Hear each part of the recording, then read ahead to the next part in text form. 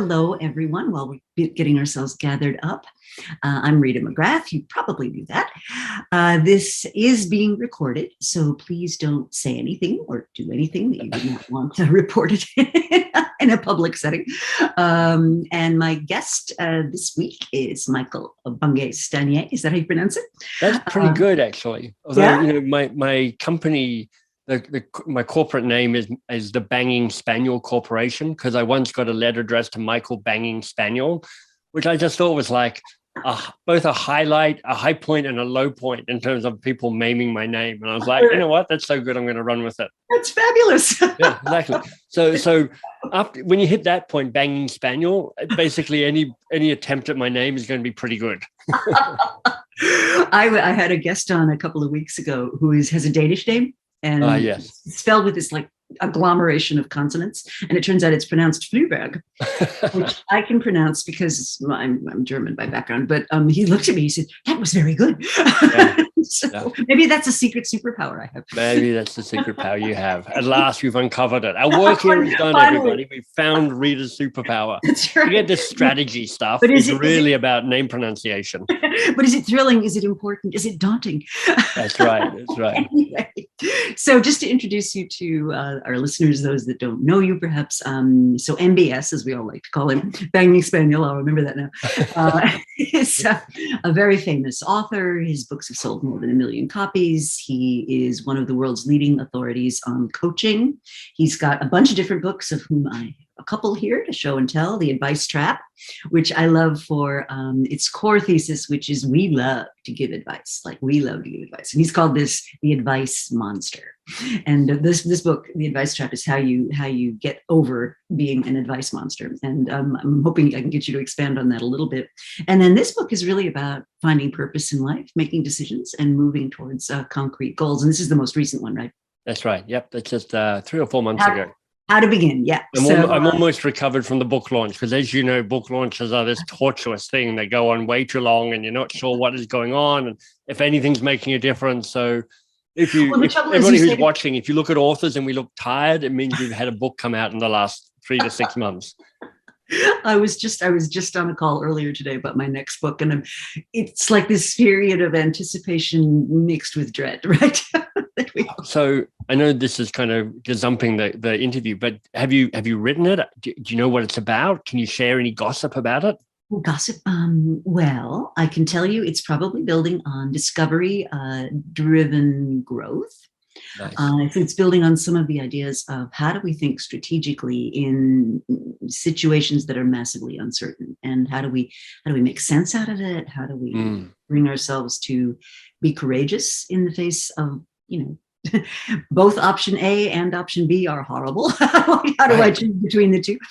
So, I think it's going to be around those themes, because that's what people are asking me for. How do I think about this, right? So that's fantastic. And, the connection to the stuff I write about in part is in times of uncertainty and ambiguity, the hunger to rush in with advice and decision-making is stronger, because there's just one part of your brain going, stop the pain, stop the ambiguity.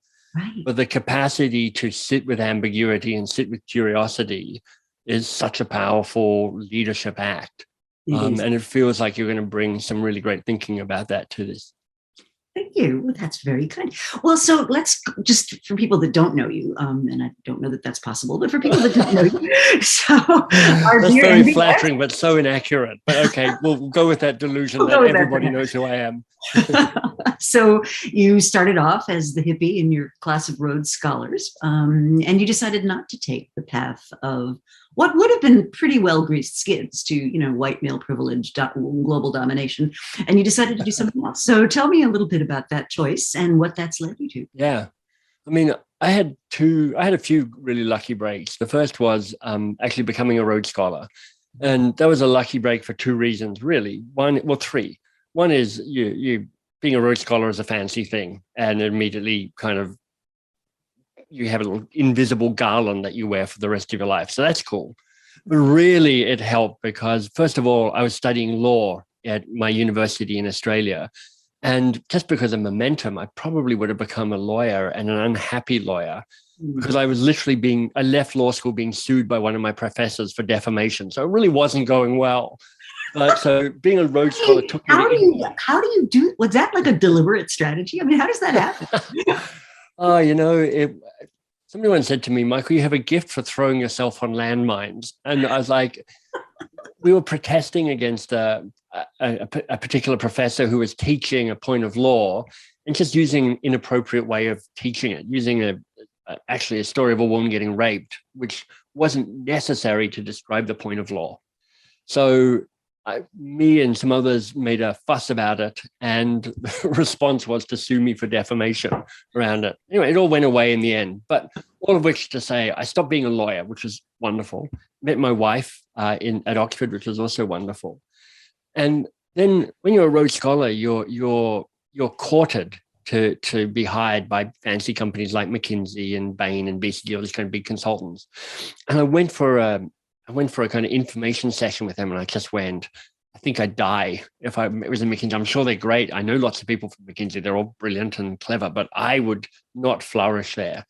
So I stumbled into a job in an innovation company. And this was in the mid-90s, slightly before innovation became a really kind of well-trod theme. I tried to explain to people what I did in an innovation agency, and everybody was confused, and I was slightly confused. But what we would do is we would help organizations generate new products or new services based on capacity and brand equity and the like. And what was mostly brilliant about this job was they were very much, the two founders were very much about don't do business as usual. So I showed up and I had long hair and I had earrings and I made my own clothes, and they're like, you are weird and we like it. We'll change some things, but don't change too much. We like the quirkiness. So they gave me permission to kind of not be a well-behaved cog in the capitalist machine early on. They're like, be a bit different, be a bit weird. We quite like that. And that was good until I suddenly realized that I wasn't getting a whole lot of fulfillment from, trying to invent stuffed crust pizza for Pizza Hut, or new whiskeys or new soups or kind of miscellaneous stuff. And I'm like, I love the process, but the outcome I just don't care enough about.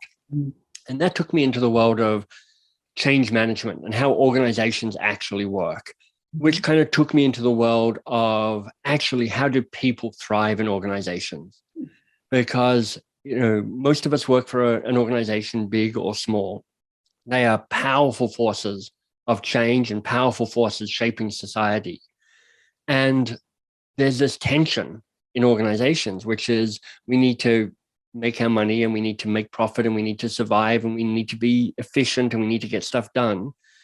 And that requires a certain structure and strategy and process and discipline. And then you've got messy human beings who are like, just keep screwing it all up.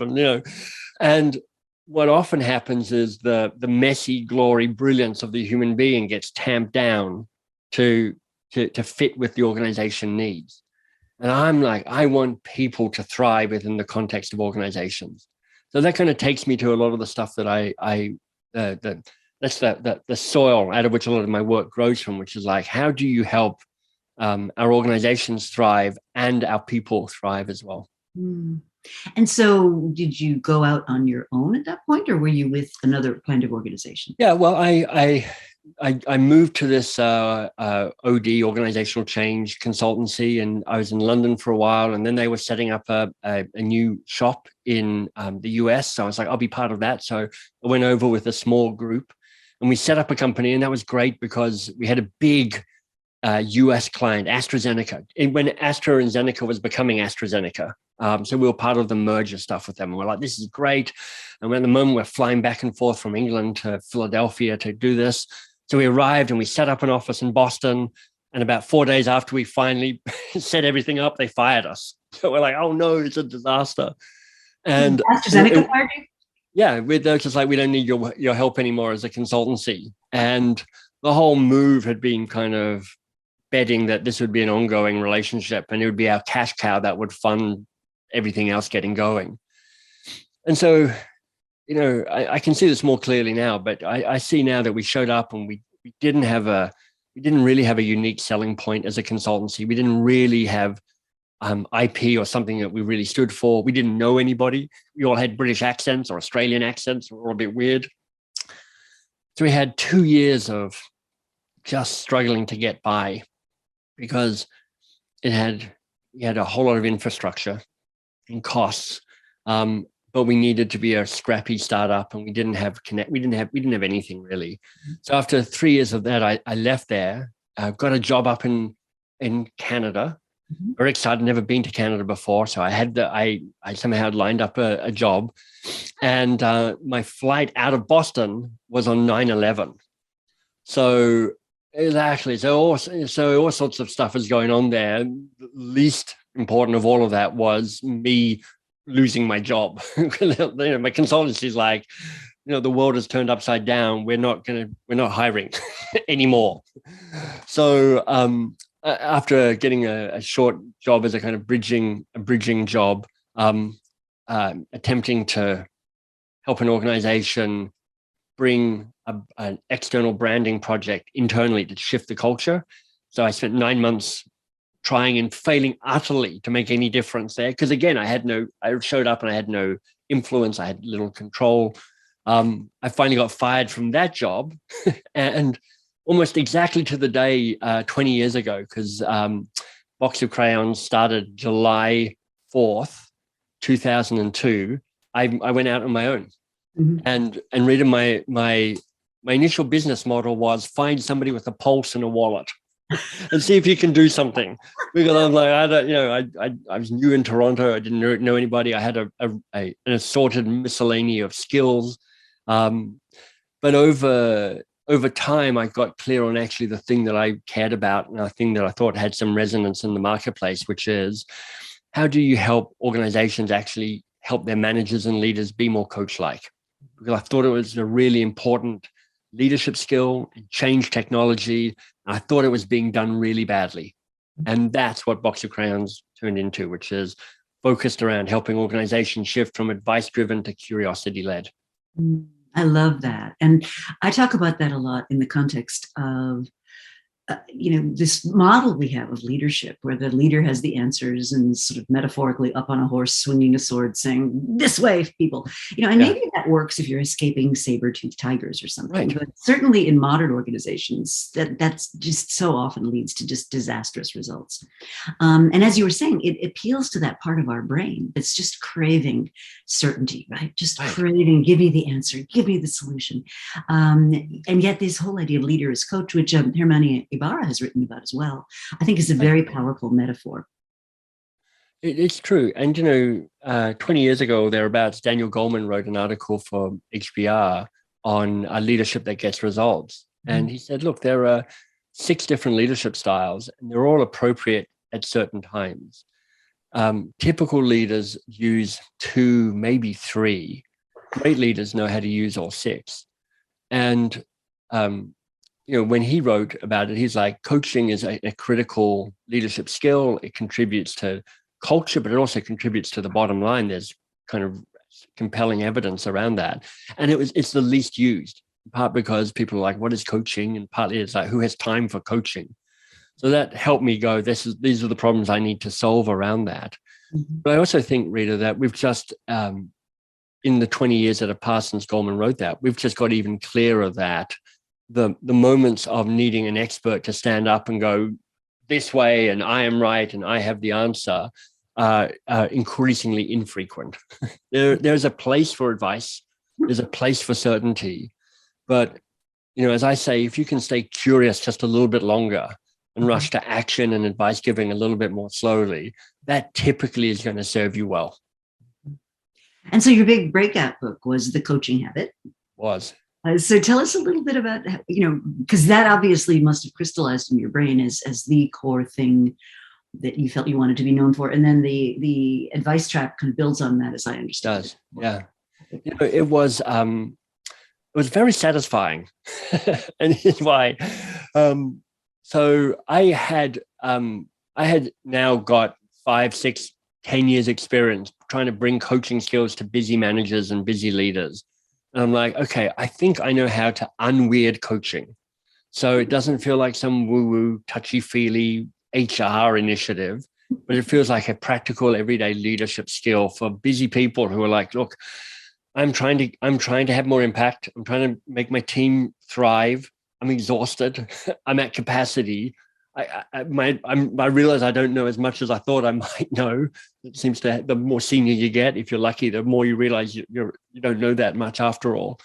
And so I was like, I've got something important to teach here, something that could be really helpful. So I went to the publisher, the New York publisher, who I published another book with.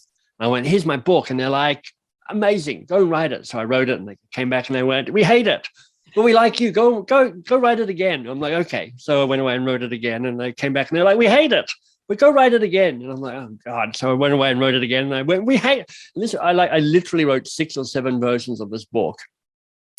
And in doing so, got more and more confused as to what I was trying to do, because I was now trying to please the publisher. I was just trying to get them to say yes. And, I had a dark night of the soul or two. And then I finally went back to them and went, look, I really know what this book is about. It's like 7 essential questions that make coaching unweird for people, and a way of actually making it an everyday way of showing up. So this is the offer, take it or leave it. And I was like pretty sure they're going to take it, because, my last book had sold 100,000 copies, which is pretty good. And I was really clear on the vision for this. And they went, no, we don't want it. And I was like, I was gutted, Rita. So I was like, oh, what am I going to do? Because I really think this is a good book. So I sat with it for a bit. And then I went, what, I'm going to just self-publish it. But my commitment to it was to self-publish it as a professional. I'm going to hire a designer. I'm going to hire an editor and a copy editor. And I'm going to really put out something that you can't tell the difference between a regular published book and whatever this was. And I happened to find some really good people and fall into some really great support around that, put the book out, and it just took off immediately. So it sold 200,000 copies in the first year. And honestly, Rita, that if you write a book, you're like, if I can sell 20,000 copies in a year, that is amazing and rare. I reckon it's a miracle to sell 10,000 copies of a book. So this book, which has gone on and it's now sold, I don't know, 1.2 million copies or something, self-published, it is. I wish I knew how to repeat the success. I wish I knew. But it's really taken off. I think because people go, this makes coaching feel like I could do it. It doesn't feel like it's a profession. It feels like, actually, Peter, I'll say one last thing and then I'll stop monologuing. My very first book, I sent it to Peter Block, who has long been a hero of mine in terms of what he writes about and how he thinks about responsibility and showing up. And he wrote a blurb for it, which still remains one of my all-time professional highs, which is like, Peter Block said something nice about my book. And he said something that I didn't even realize I believed in, but it kind of crystallized something for me, which is like, coaching isn't a profession, it's a way of being with each other. And that's kind of what I mean by unweirding coaching, which is strip away the kind of baggage around it and realize that this is a way of actually connecting with people so that you help people have more impact in the work that they do, and you help bring out the very best of who they can be. And I found that people do rise to high expectations. If you give a message that, you got this, like, I think you can do this, that they're much more like, you actually increase the odds of success, I think, in those situations. Yeah, so, I agree. Yeah. So picking up on the 7 questions, Yes. I really like these, and I think it's worth spending a couple of minutes on them. And then I want to talk about your most recent book and the kind of transitions that you made that you talk about in that book, and your wife and what you found on her dorm room floor. But we'll hold that for just a second. All right. So the kickstart question: what's on your mind? Yeah. So the power of this, reader, is it comes from understanding why people resist being more coach-like in organizations.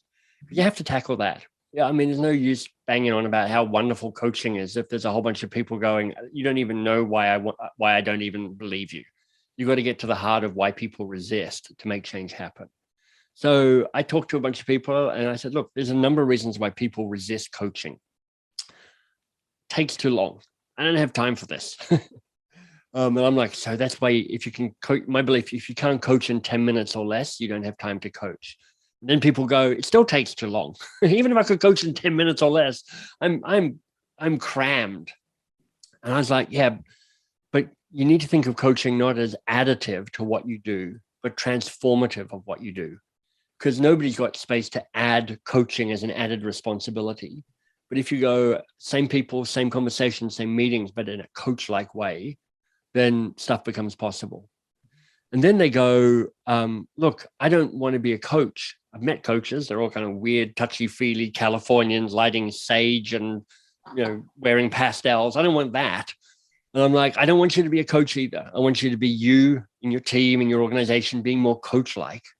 And then people go, well, what's in it for me? And I'm like, you get to work less hard and have more impact if you're more coach-like. That's the power of it. And the power of that kickstart question, what's on your mind, is twofold. One is it accelerates you into an interesting conversation. It actually says, let's get to it. Let's get going on the thing that you're worried about, or you're anxious about, or you're nervous about, or you're thrilled about, or you're obsessed about. Let's go there. And it's part of how you can have a powerful conversation in less than 10 minutes is you don't faff about, you get into it. And, I don't know if you've had many experiences of being in the kind of regular one-to-one meeting that you have once a week or once a month or something with your manager, how terrible most of them are. Because there's kind of this like reporting out of stuff. So there's a kind of this like mutual covering our asses by having this conversation at its worst. And I think you can reinvent that one-to-one just by using this question, which is like, you've got a ton of stuff on your plate. I trust you on a bunch of it. You can send me the data I need on email so I can scan it. So let's get into something that matters. What's on your mind? And now you're saying, let's talk about what's important. But you're also saying to them, you tell me what matters to you. So this is an act of empowerment. You're saying, I trust you to know what we should be talking about. Let's get into that. It was great. We just had a team offsite this past week. And what really struck me, among many things, was just how important that question was. Like, just to meet people where they were and right. what was on their minds and what were they thinking about. That was really valuable. And the thing to say, Rita, is to all the people who worry that, like, if I ask questions, I lose control. Well, you do lose control, but not always, not forever. You still get to come in, and if it's not working, you're allowed to guide and give advice and do stuff. It's not just I can only ask questions and know nothing else. But that act of giving up a little control is what empowerment is. Empowerment is saying you take the power of this, or give up some of this power, because we both get to win if that happens. Well, yeah, and stuff starts to happen without your having to make it happen. I mean, that's the magic of it, right? Good. Get out of the way and let your people get on with it. Right? I think it's brilliant. So question 2, the awe question, and what else? Yeah. So, when I'm speaking, I'm always like, this is the best coaching question in the world. If you take one question away, take this question because it's fantastic. And there was this moment when I was writing the book where I suddenly realized that the acronym for and what else is awe. So it's literally an awesome question. I'm like, that's perfect. I can run with that. Here's the insight that's behind the question, Rita. Their first answer is never their only answer, and it's rarely their best answer. And you know this better than I do. We waste vast amounts of time and resource and humanity working really hard on trying to solve the wrong problems because we don't have the discipline to actually go, let's not get seduced into the first answer. Let's stay curious a bit longer and figure out what's really going on here. And what else has this twofold effect? One is it says to the other person, keep going. And what's amazing is they don't even really hear you asking and what else. They just hear you opening the space for them to continue to figure stuff out. But the real secret of and what else is that it's a way of containing and managing and taming your advice monster. Because what happens when you ask a question and somebody gives an answer, your advice monster pops out and goes, that's it. You've got the answer. Now it's your turn to add value to this conversation. Go for it. And I'm like, just slow down. You'll have a chance to add your own stuff to it, but just stay curious a bit longer. And what else can really help with that? Love that. I love that. Yeah, I remember once as a young consultant, when I was going into an organization. You're still a young consultant, Rita, and I won't hear anybody say anything else. You're welcome on this broadcast forever. Anyway, so I was told by the person who was bringing me in that, the problem in this company is communication. So I dutifully read up everything there was ever written in the Harvard Business Review on communication, bought books on it, bought training manuals show up. And it turns out what they hadn't explained to me was that there's 3 guys who are in consideration to become the CEO of this company. They are in deep, deep competition with each other. Everybody hates everybody. They communicated perfectly effectively. That was not the problem. Right. Yeah, it wasn't lack of communication. It was like you're all too transparent about what the communication is. Yeah. It was fast, but it's a great lesson for me. What the client tells you is the issue almost never is. Almost never is. Then we have the focus question. What's the real challenge here for you? Yeah, and this kind of really connects to a lot of the work that I know that you're most well known for, which is this idea of what is strategy? What are we actually putting our time and attention to? And, there's a really powerful way of combining the second and the third question together. And this is what it sounds like. This is a script that you can literally take away and use with the people that you manage and work with, the folks who are listening. You go, all right, so I hear what's on your mind. Great. What's the real challenge here for you? And we'll unpack that question in a minute, but just let me show you how this works. And then they'll give you an answer, and it's not their only answer. It might not be their best answer. So you go, great, what else? What else is a challenge here? And they'll give you another answer. And then you go, great, what else? What else is a challenge here? And now they're like sweating slightly because they're like, you're really making me think about this. And they'll give you an answer. And then you'll lean in and you'll go, okay, so stuff going on, I get that. What's the real challenge here for you? And it's transformative. And that question, of all the 7 questions, Rita, this is the one where the construct of it kind of is most important, because you could just ask, what's the challenge here? And that's okay. But you're likely to get a bit of a repeat of what you've already heard. When you go, what's the real challenge here? You're saying there's more than one thing going on here. So what's the real challenge? You're inviting them to wrestle with and prioritize and stack rank and kind of go, I think this is the real challenge here. And now you're already winning, because now they're thinking, now they're figuring stuff out. New neural pathways are being formed. But then when you go, but what's the real challenge here for you?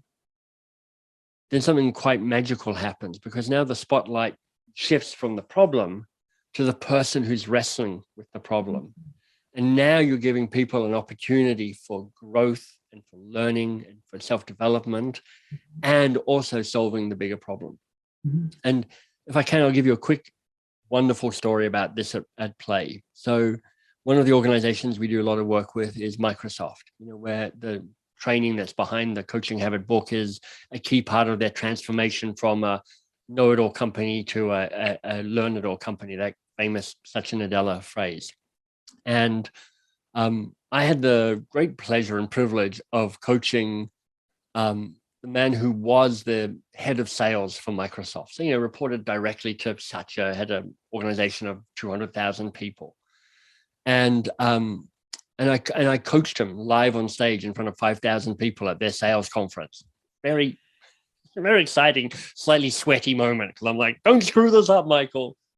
And JP is this very charming, wonderful, lovely Frenchman, and also an old school Microsoft guy. He really grew up under Ballmer, and Steve Ballmer had a whole reputation around what Microsoft was under his watch, which kind of Satya Nadella is quite different from. But but JP was really seen as this kind of old school guy, but doing his best to embrace this new culture and this new way of working. And I literally just in 10 minutes, I pretty much just asked him those 2 questions. Yeah, but what's the real challenge here for you, JP? And it was magical, because it went from I've got to get my salespeople doing a certain thing to I've got to learn how to step away and trust my salespeople to do something. And it moved from this high level strategic classic executive thing, which is like I'm talking about them and us and we the whole time, to him going, my wrestle is this, and with my direct reports and how I role model a different form of leadership. And what was brilliant about it was transformative for how sales happened in Microsoft, but it was transformative for him as a leader as well. And I'm talking about it because he talks about this publicly, so he's kind of blessed this story being out in the world. And that's why that combination in particular, what's the real challenge here for you, and what else, and what else? So what's the real challenge here for you can be so powerful. I could totally see that. And then you have the foundation question: what do you want? Yeah, you know, I use this question, gets used less often than the other 6, but can be really powerful when the conversation's got a bit lost. And I don't know about you, Rita, but I've been in conversations where I'm like, I'm kind of confused as to what's going on, and I can't get to the heart of it, and I'm starting to work too hard to try and make this work. And I've just found that the question, what do you want, is a very grounding question for people. And if they can get really clear on what they want, actually that pretty much unlocks all the next things that need to happen. And I found it a good question for myself when I'm struggling to give somebody feedback. You know, I'm quite conflict averse. It's like, I'd rather not talk about the messy, hard thing if that's possible. Maybe you could just read my mind and you just understand what I want. Has yet to work, but you know, I'm not going to give up easily. And if I'm in a moment where I'm like, I know I need to, I know I'm resisting having that conversation with that person, what I'll ask myself is, Michael, what do you want? What's the request you want to make? And when I discover what that is, I then discover what I need to tell that person and how I need to tell that person. So it can be a question that unlocks stuff for you as well as unlocks stuff for other people.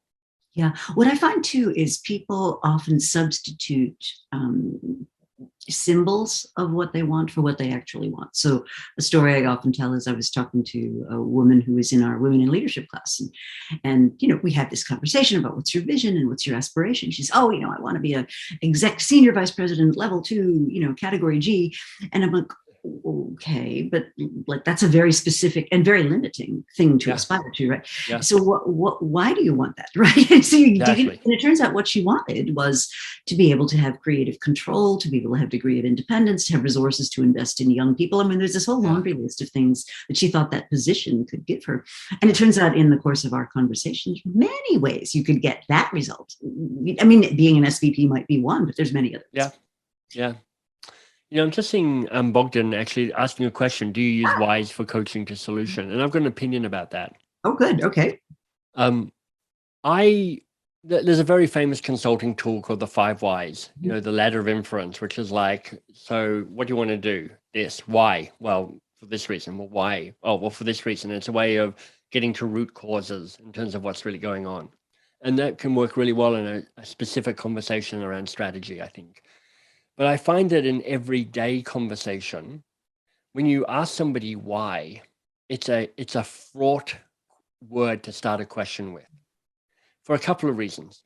One is it's actually quite hard to get the tone right, because why do you want that can sound quite a lot like, why the hell do you want that? So it can come across as a little kind of aggressive or assertive or judgy. And then the second reason I try and avoid why is often if I'm asking a why question, it can be sometimes because I'm trying to find out more information so I can give you my opinion. So I'm like, is this helping me or is it helping them in terms of asking that question?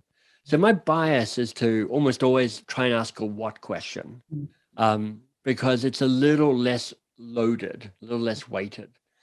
How questions are really good once you know what the challenge is, because then you can move into action around it. But what questions are the most neutral way of asking a question that keeps the conversation most open? So with the story you're telling, Rita, I might be going, so, okay, so what do you want? I want to be a SVP level 2 category G. Great. What else do you want? What else do you want? What do you really want? What's the real challenge here for you around that? Right. So now what do you want? And there's a way that you can get to that same insight, which is like, I just want control. I want creative control around that. In a way that, why do you want that? Might go, well, you know, I want it because I want it. Why do you care? That's the risk with it. Absolutely. So we've got Fernando. How do you make space for clients to tell you what they really want, not what they want to want, or what they expect others for them to want, even if embarrassing? Seeing the truth is liberating. Yeah, That's a great question. that is a very powerful question.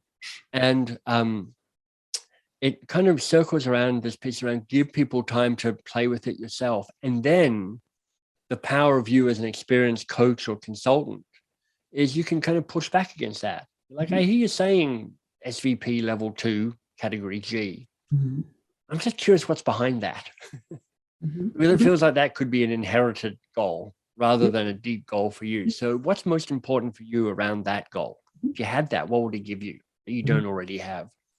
And there's a way that you can push them and challenge them and provoke them. You know, when I think as a coaching relationship, I'm often trying to show up with fierce love. Love meaning I'm here for you. I'm here to make you get you what you want, to help you thrive. But fierce meaning I'm not going to be nicey about it. I'm going to push you and challenge you and provoke you and prod you, because you don't have many people who are willing to do that. And I want you to know my fierceness is in service of you. Well, it's one of the big issues with people not providing developmental feedback to others because they feel it's uncomfortable. And you need that, right? You need to know where you're not showing up. And it is uncomfortable. Yeah. And it can be so powerful. And the more you do it, the more comfortable it gets.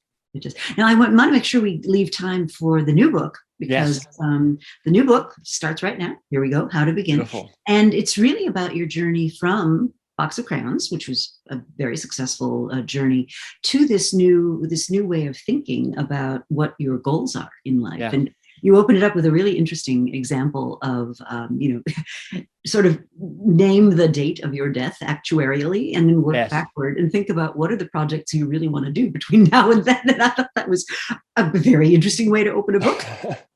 There's a writer called Kevin Kelly. He's in certain circles, he's well known. You know, he was the first editor of Wired magazine. Right. Mm-hmm. He's written a wonderful book around I think it's called the Technorium or something. It's like the 12 major trends that are shaping the world. It's very thoughtful. It's here somewhere in my library. Yeah, it's a terrific book. And I came across this idea of you can figure out your own death date from him, and I just went, that's pretty interesting.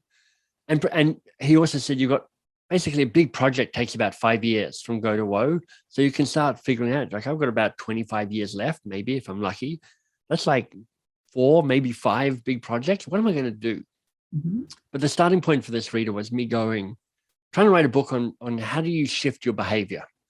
Because, culture change is about shifting an organization, but also shifting individual behavior within that organization, because your culture that's what we do when we're not really thinking about what we do. And so behavior change, and it's like behavior change is really hard. It's like people wrestle with it all the time.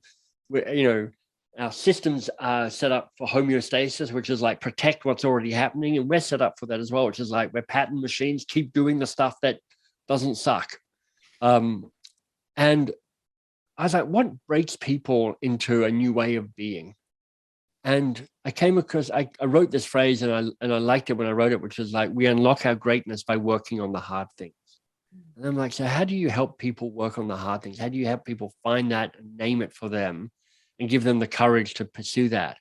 So then, to my surprise, I found myself writing a book about goals. Because I'm like, I wasn't thinking that's what this book was about, but this idea of saying, all right, rather than SMART goals, which the more I thought about, the less enamored I got. I'm like, I can't even remember what all the letters stand for. Specific, measurable, actionable. Well, see, that look on your face is the look everybody gets on their face, which is like, I'm pretty sure what these are, but I'm not entirely sure. And I've actually seen the list, which is like each one of those letters has 3 to 5 plausible words that could fit there. So you're kind of like, I kind of think I know what they are. But the real challenge with SMART goals for me, Rita, is it's all about tying it down and neatening it up and making it measurable. And if you don't have the right goal, you're polishing a turd. It doesn't matter how smart they are if you're not working on the right thing. So this idea of a worthy goal is, how do you find something that is thrilling, lights you up, is meaningful for you? How do you find something that's important, serves the bigger game, serves the bigger goal, gives more to the world than it takes? And how do you find something that is daunting so you keep learning and growing and finding your edge? And as you know, Rita, in organizations, you've got a twin strand of DNA. It's the strategy, the stuff that we do, and it's the culture, the stuff that the who we are. And in thrilling and important, you've got the culture, the me of it, the best of me, and in important, you've got the strategy, what serves us best. And then in daunting, you've got the engine to keep growth happening, so you don't plateau, so you don't stagnate. So that's what comes at the heart of this book, which is like, how do you find the worthy goals for you and the people with whom you work, so you can unlock your greatness and you can have more impact in the world. Mm-hmm. Love that. So tell me about the sticker on your now wife's dorm room door. Yeah, like I say, getting to Oxford saved me from being a lawyer. Hooray. And I got to meet Marcella, and that happened really quickly. Like within 6 weeks of arriving at Oxford, we were living together. And part of her unwitting seduction technique was basically on her little dorm door, she had a sticker which is "Life is not a dress rehearsal."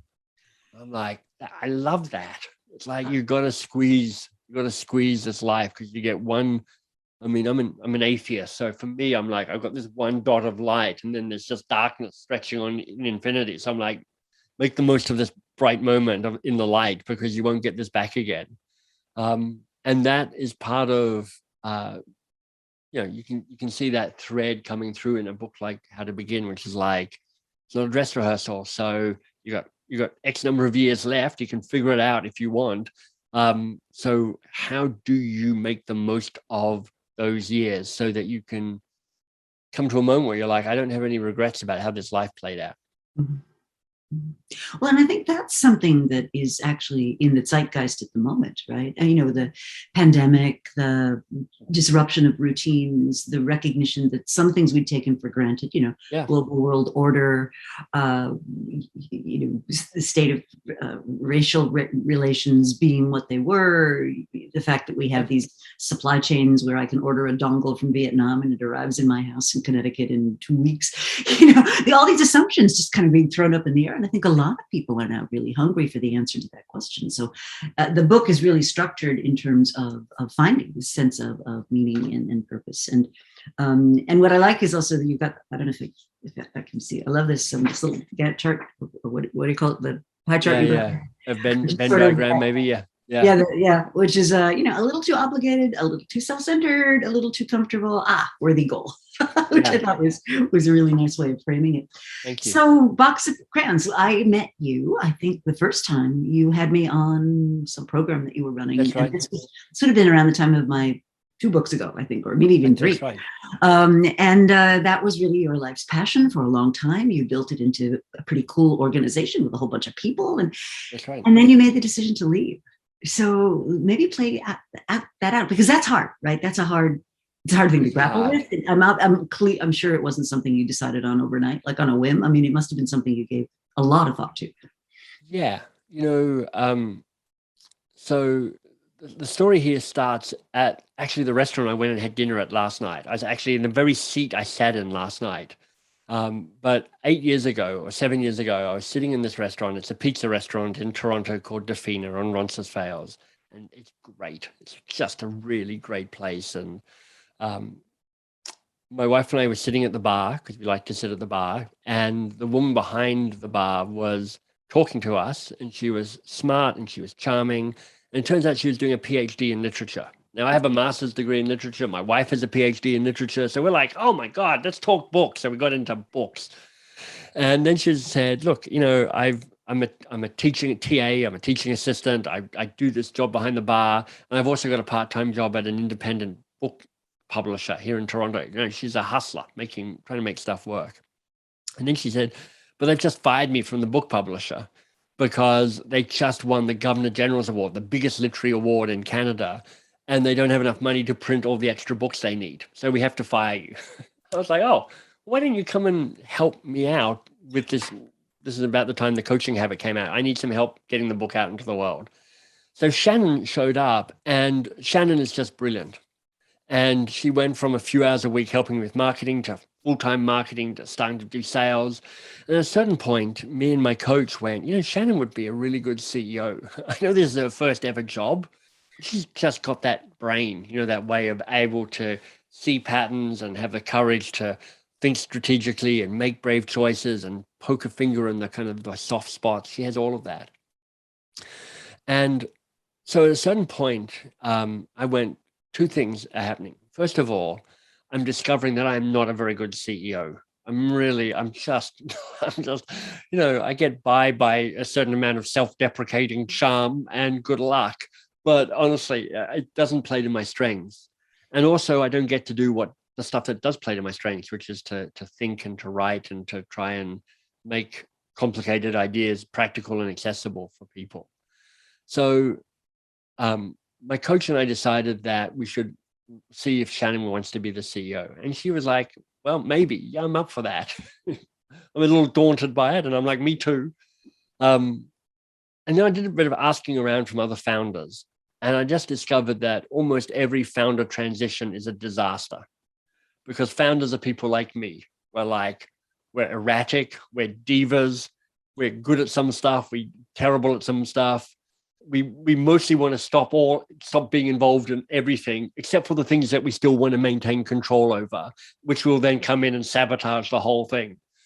So we set up a process to really think about the transition. And it was a 2-year process. We hired a coach who was our transition coach, not my coach, not her coach, but our coach. And we spent a year leading up to the moment she became CEO, and then a year following it, mostly Rita to stop me screwing it up, to stop me coming back and meddling.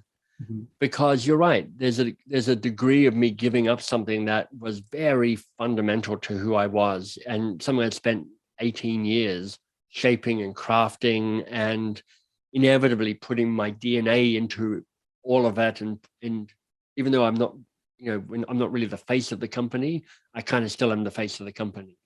So it took a bunch of work, and it needed a coach. It needed a 2-year commitment.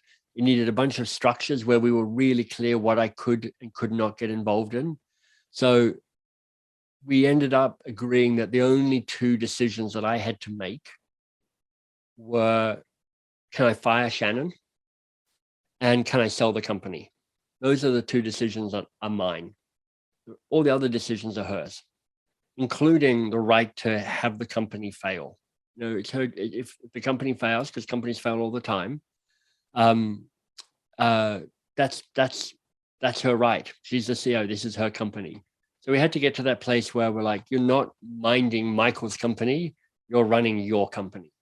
And that took a certain amount of work on both of our sides to understand what that looked like and what that required.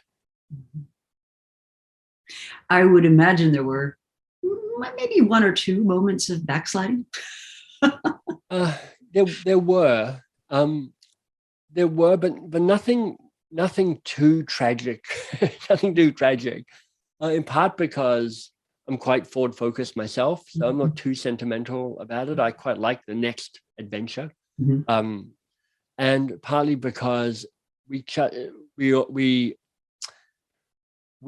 have a question we ask each other, not every time, but most times, which was, what needs to be said that hasn't yet been said? And it was a question that allowed us to talk about the stuff that was an undercurrent and risked destabilizing us too much. So we could bring up the half-truths or the half-sense things, or I can't put words to it yet, but there's something here. And that commitment to a vital and repairable relationship through things like, what needs to be said that hasn't been said, just allowed us to adjust pretty quickly when I was backsliding. I love that phrase, what needs to be said. Write it down. Yeah, it is an invitation to say the unspoken things. And for me, it gave me courage to be more honest than I would have otherwise been. And so I guess in this current moment where there is so much uncertainty and where we have this notion of the great resignation, so many people have really just said, this thing I was sleepwalking my way into before all this stuff happened is not the thing I want to do anymore. Like, I don't, even if I could go back, I don't want to. Right. And do you have guidance for people in that kind of moment? Because I think a lot of people are exhausted. They are burned out. They are feeling, the weight of the world. They're very uncertain. And we know uncertainty can be something that causes you to freeze. Do you have kind of guidance? Would this book be helpful, do you think? It's a very big question, Rita, because it so much of it depends on how you are resourced or not, in terms of what capacity you have to shape some of this stuff. And there's no doubt that the idea of setting a worthy goal is easier if you've got resource, and not just money, but also social structures and support and all of that can make that easier. I think it's a really powerful moment to say, what am I doing? What am I doing? And what might I do differently? And, for some people that can mean creating a bit more of a portfolio career where you're like, you know what, I can't get all my meaning from one thing, or I might not be able to get all my money or resource from one thing, but maybe there's a way of combining things to say, how do I build a life that gives me what I need in terms of both resource and meaning and community? It's this great resignation, or the big quit, is a place of freedom and excitement and possibilities, but also for lots of people, just anxiety and uncertainty and what can I do? So I hope the book is helpful for some people in that situation. People who are in a place who want to be ambitious for themselves and for the world, who want to have more impact in the work that they do, and are willing to kind of sit and wrestle with some of that stuff. For some people, this book is going to be helpful, I hope. I would think so. And it's very practical. For those of you that don't have the book, it's full of, worksheets and suggestions and checklists and the, sort of constructive things you can fill out for yourself. So, I find for some people that structure is super helpful, to have something to actually work through and feel you're making progress on. It's kind of like, I get lots of comments around, it's like having your own coach or your own facilitator working you through this stuff. Right. And as you say, for some people love that. Some people are like, that, I hate those books. And you're like, don't buy this book. Because you'll hate this book. Yeah. Like, don't buy it then. Right? Yeah. So what's next for you?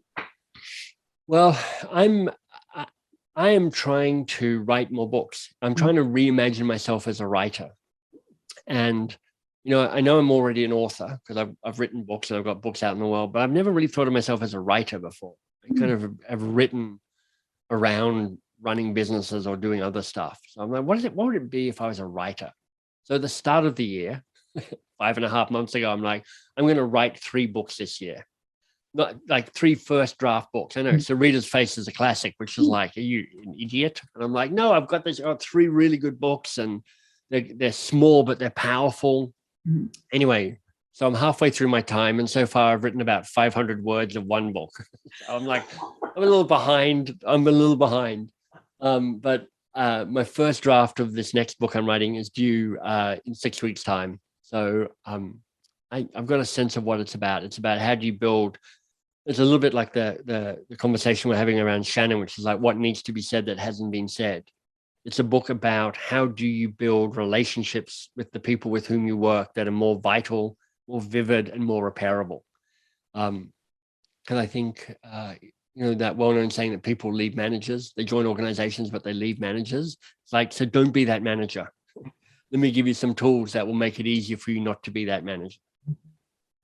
Well, and this is a big issue. I mean, I forget the latest statistics, but it's something like 32% of people are not engaged at work. And this is just American statistics. Globally, I think it's like 20%. They're just checked out. And it's that direct report. It's, yes, to some extent it's peers as well, but it's mostly that relationship with the person, who's got a lot of power over you, how you spend your day. Well, I figure if I can help people find goals that light them up, find a manager that has a strong relationship with them, and then has coaching that both moves the relationship and the goals forward, I'm giving more people a better chance of thriving in their organization. Absolutely. That's great. So obviously our listeners can buy the book. That would be a good place to start. You've got a great website with all kinds of content on it. Thank you. Is there any other place they should go to learn more? Well, yeah, the website is mbs.works for particularly the stuff around how to begin and the goals. And if you're into organizational change and training, then boxofcrayons.com is the website for that. And then you can find me in all sorts of places.